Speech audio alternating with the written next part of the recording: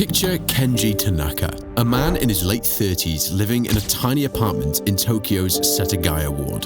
For over 15 years, his world has shrunk to the four walls of his room, the curtains perpetually drawn. His floor is a landscape of discarded wrappers, towering manga, and dust. This is the chilling reality of Japan's hidden crisis, an epidemic of extreme social withdrawal. He's just one of millions of people across Japan living in a self-imposed isolation. But for some, like 24-year-old Yumi Suzuki in Saitama Prefecture, it gets worse. Imagine waking to your bedroom door splintering, strangers hired by your own family bursting in to drag you from your home. This controversial solution, forced extraction, can lead to deeper trauma, even death. How did a nation like Japan get here? And how did such a shadowy industry emerge?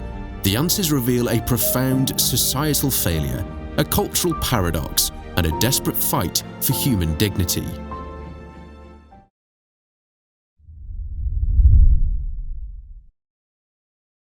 Japan has long searched for solutions to its growing problem of so-called hikikomori, or people who withdraw themselves from work, school, and society.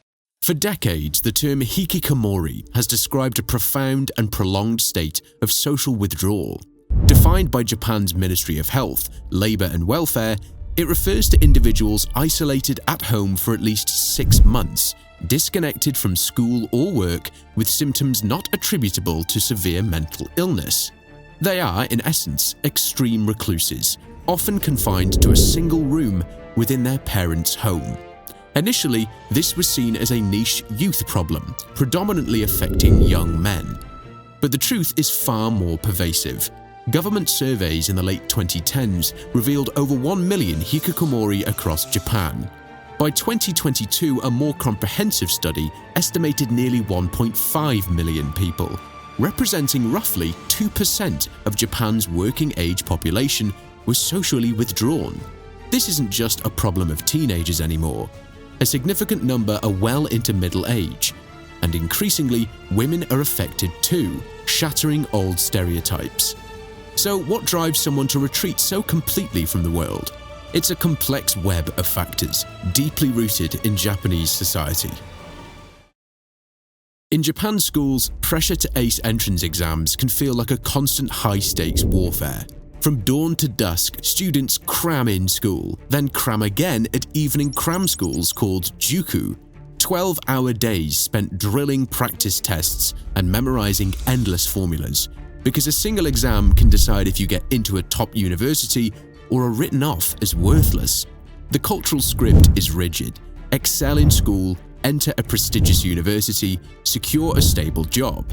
For those who fall behind, the fear of being branded a failure is overwhelming. Retreating into their room becomes a way to hide from that shame, a safe bubble where no one can judge them.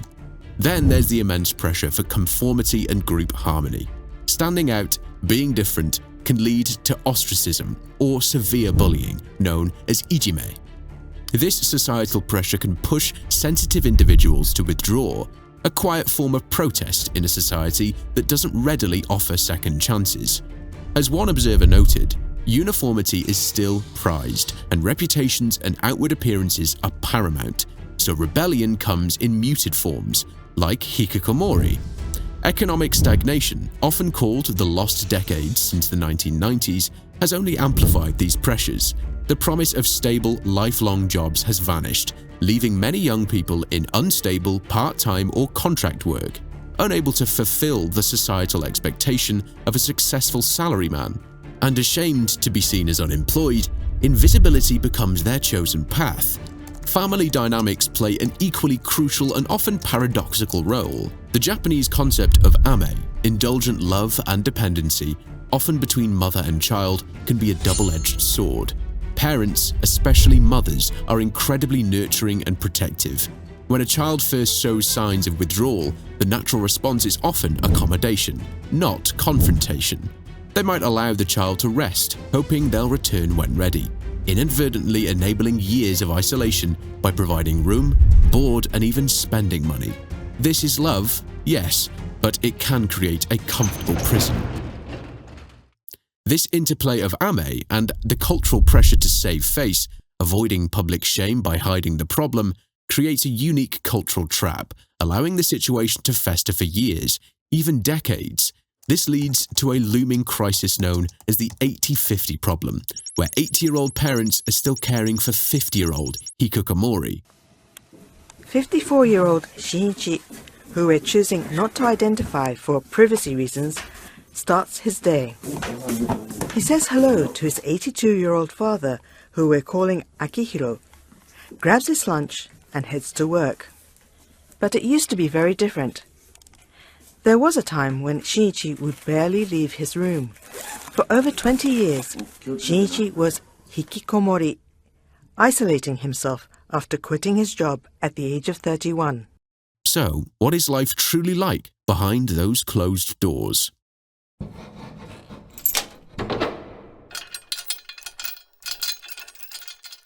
Step inside the world of a hikikomori, and you enter a realm of inverted routines and profound psychological struggle. Days blur into nights. Many adopt a nocturnal existence, awake when the world sleeps, minimizing any chance of unwanted interaction. Their universe shrinks to a single room, often their bedroom, which becomes a cluttered sanctuary filled with months, even years of belongings, trash, and the tools of their digital escape. Physical activity is minimal, leading to a weakened state. Basic hygiene often neglected. Meals are consumed alone, food trays left silently outside the door by concerned, yet helpless parents. Their time is dominated by solitary media consumption, endless TV, video games, and the internet. While some engage in creative pursuits, many simply exist, staring at the ceiling, lost in thought. But the true battle rages within. The initial relief of escaping external pressures quickly gives way to a storm of guilt, anxiety, and profound shame. The outside world is perceived as unpredictable and overwhelming. Even a trip to a convenience store can trigger panic. They feel worthless, a burden, internalizing a deep sense of failure. Many describe feeling already dead socially. It's increasingly clear that many hikikomori have underlying mental health conditions: depression, social anxiety, even undiagnosed autism spectrum disorders that go untreated due to their isolation. The withdrawal itself creates a vicious cycle. Isolation deepens depression, which in turn makes re-entry even harder. For many, the internet becomes their sole bridge to the outside world. Online communities offer a pseudonymously safe space, a sense of belonging without the terrifying demands of face-to-face interaction. A hikikomori who barely utters a word offline can be articulate and respected in a gaming clan or online forum. But this digital lifeline is a double-edged sword. It can prevent total social starvation, but it can also become an addictive escape, reinforcing their shut-in lifestyle by fulfilling all emotional needs virtually. The paradox is stark. Technology, designed to connect, can also enable extreme isolation. This profound shame and feeling of social death explain their extreme resistance to re-entry, and it's precisely this vulnerability that a controversial industry began to exploit.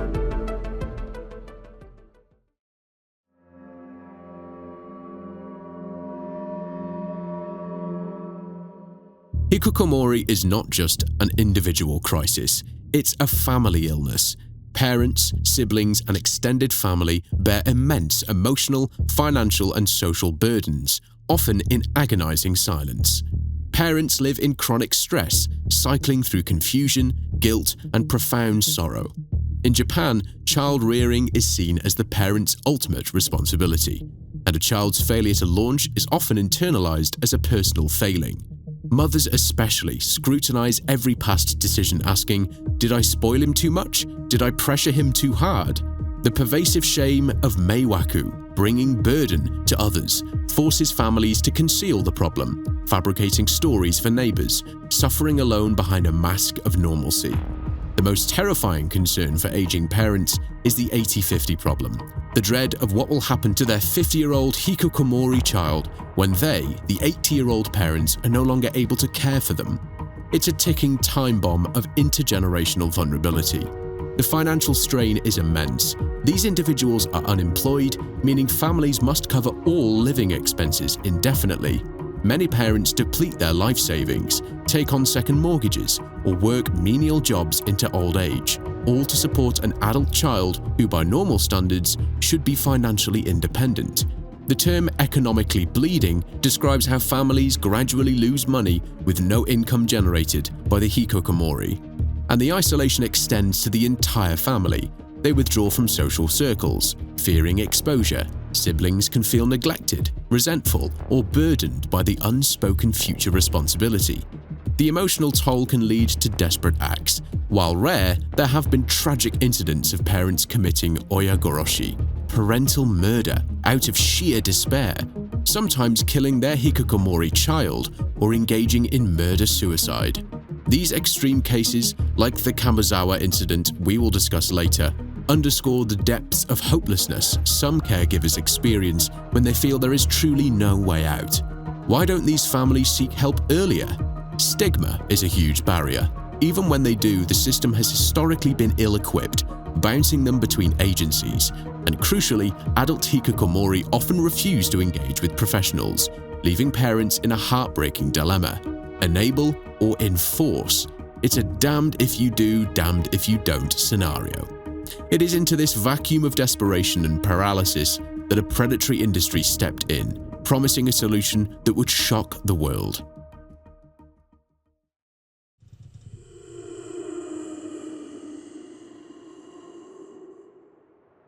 This is where the shadows deepen. The hikikomori extraction industry, colloquially known as the hikidashiya, those who pull people out of rooms, emerged as a lucrative, largely unregulated business. For fees ranging from tens to even hundreds of thousands of dollars, these private companies promise to reintegrate individuals, often through forced removal. They market directly to desperate parents, leveraging their emotional strain with promises of transformation and fresh starts. Their brochures feature serene facilities and unverified success rates, selling hope to those who have lost all of it. They might even co-opt the concept of rental sisters as a gentler lead-in, but reports suggest force is often the immediate reality. The tatsukidashi process is chilling.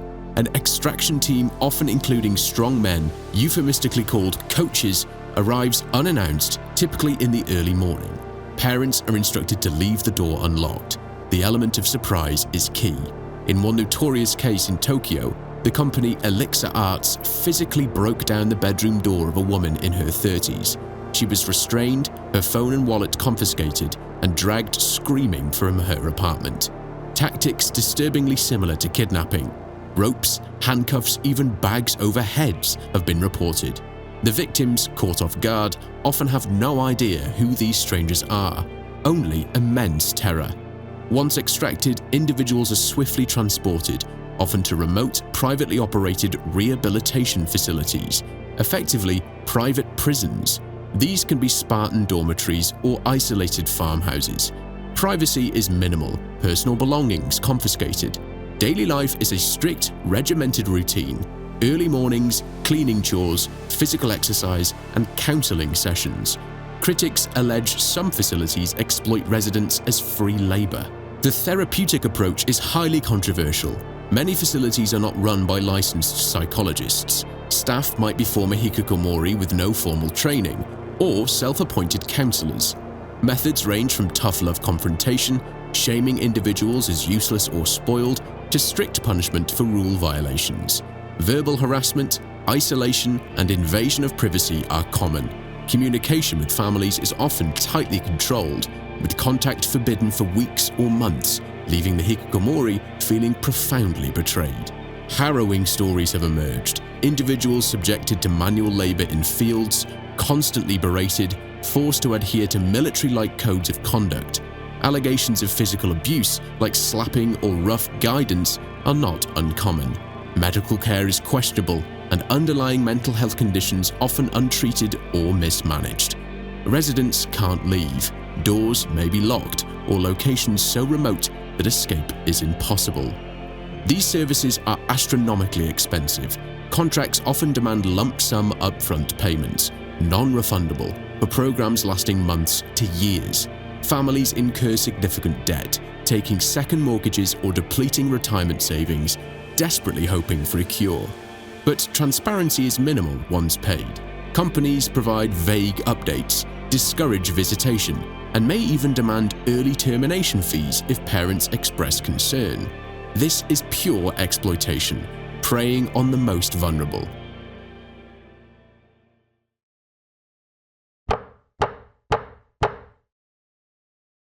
The consequences of this unregulated industry can be devastating, even fatal. The legal landscape is murky, allowing these firms to operate in a grey zone. Their actions, coercing and confining adults without legal authority, should be illegal, yet they persist. Consider the tragic case of Masato, a 48-year-old man with intermittent hikikomori and signs of schizophrenia. His 85-year-old mother, Ms. Matsumoto, paid Akebonabashi's Self-Reliance Training Center approximately $120,000, her life savings, for a 2-year program. 2 years later, Ms. Matsumoto received a call. Masato was dead. He was found emaciated, likely having starved to death in an apartment where the center had placed him, unsupervised. The center had prohibited contact, so his mother had no idea of his dire state. Ms. Matsumoto tearfully recounted, "The son I saw in the morgue looked tortured. I've never seen such a pained expression in death." Though a lower court awarded her a small civil compensation, Japan's Supreme Court ultimately rejected her appeal for criminal liability, citing insufficient evidence. Masato's case became a rallying point, shocking public opinion and raising urgent questions about oversight. This climate of fear is not accidental. In May 2019, Ryuichi Iwasaka, a socially reclusive loner, committed a shocking mass stabbing in Kawasaki, killing 2 and injuring 18 before taking his own life. While most hikikomori are not violent, this rare horrific event fueled the stereotype that reclusive individuals can snap, putting many parents on edge. Just days later, Hideki Kumazawa, a retired high-ranking government official, stabbed his 44-year-old hikikomori son Ichiro to death. Kumazawa told police he feared his son might harm others after hearing about the Kawasaki incident. In a twisted rationale, he believed he was protecting society. This case ignited intense debate, with many elderly parents emphasizing with his fear, even while condemning the act. These tragedies highlight the desperate anxiety that drives some families to drastic, often harmful solutions. Hikidashiya operate by exploiting legal loopholes. They claim parental consent even for adult children, despite no legal basis for a parent to consent to an adult's involuntary confinement. They classify themselves as training centers, bypassing strict medical oversight that would apply to psychiatric facilities. Japanese law enforcement, typically reactive, often requires a victim's complaint, which traumatized hikikomori rarely provide. However, the tide is slowly turning. Civil court rulings are beginning to acknowledge these actions as illegal. In 2019, the Tokyo District Court ruled in Yuko's favor, awarding her 5 million Japanese yen in damages against Elixir Arts, a landmark decision. Police investigations are underway. Human rights advocates are pushing for explicit laws to ban forced social rehabilitation businesses, arguing they are human rights violations. But do these forced programs even work?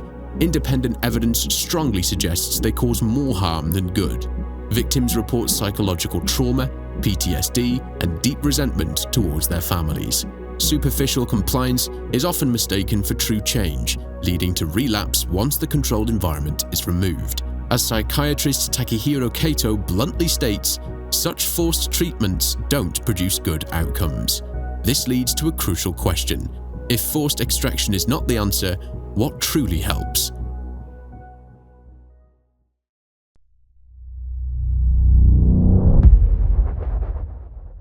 The narrative doesn't end in despair. Over the past 2 decades, ethical evidence-based approaches have emerged in Japan, founded on empathy, patience, and voluntary engagement.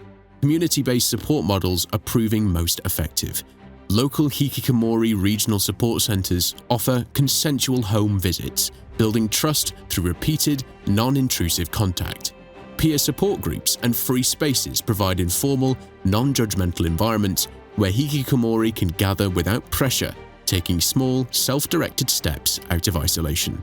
Perhaps the most emblematic is the rental sister approach, pioneered by the NPO New Start. Young women volunteers patiently build rapport through letters, phone calls, and eventually non-threatening in-person meetings. Their role is consistent companionship without pressure, a stark contrast to the hikidashiya. Success lies in one-on-one human connection.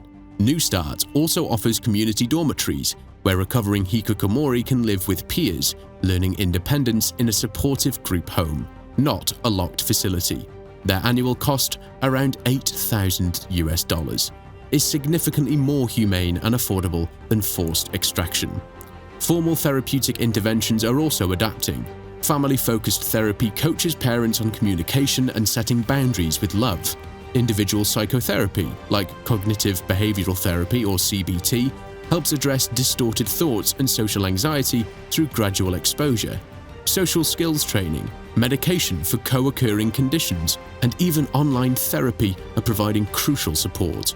The most powerful testament to these ethical approaches comes from former hikikomori themselves. Take Hiroki Takimoto, who withdrew for 7 years after failing a college exam and being crushed by harsh words. His turning point was an internal dialogue within a vivid dream, combined with his parents' patient support and eventual involvement with a local support group. Hiroki cautiously ventured out, re-engaged, and is now an advocate, openly sharing his story to encourage others. He emphasizes that no one forced him out. He found his own reason and was gently supported. His story, and countless others like it, prove that genuine recovery stems from building autonomy and confidence, not from breaking someone down with force.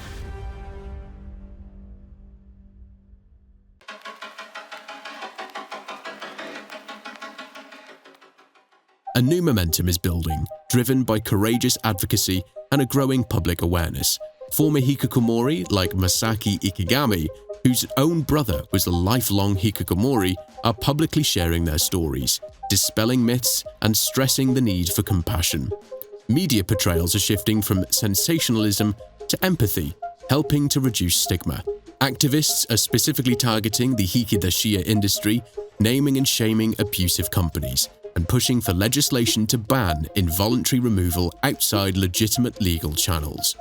The Japanese government, though initially slow, is now mobilizing a multi-layered response. They've conducted comprehensive nationwide surveys, established dedicated support centers in every prefecture, and fostered inter-ministerial cooperation. In 2021, Japan had even appointed a Minister for Loneliness and Isolation, a direct policy declaration that social isolation is a high-level concern. Funding is being allocated for innovative programs, and discussions are ongoing for a potential hikikomori support law to formalize services and prevent abusive interventions. International collaboration is also growing, as Japan shares its experiences, both positive and negative, with other nations recognizing similar patterns of social withdrawal. The hikikomori phenomenon is a stark warning about the consequences of intense societal pressures and inadequate mental health support. It's a crisis that transcends cultural boundaries, affecting millions worldwide. But the dark era of secret shame and violent extractions is slowly giving way to understanding and healing. The stories of Yuko, Masato, and the Kumazawa tragedy serve as a chilling reminder of the human cost when despair meets exploitation. But the resilience of individuals like Hiroki and the tireless efforts of compassionate advocates and professionals offer a powerful message of hope. We must recognize hikikomori not as a personal failing, but as a complex societal challenge demanding collective responsibility. It calls for patience, empathy, and a commitment to providing dignified voluntary support. Because behind every closed door, there's a human story waiting to be understood, and a life waiting to be reconnected. Exposing the systems that shape our lives is what we do here at Generation Y. If you want to understand the forces driving global trade, from your phone to your medicine cabinet, subscribe and join us. The next hidden reality is already unfolding.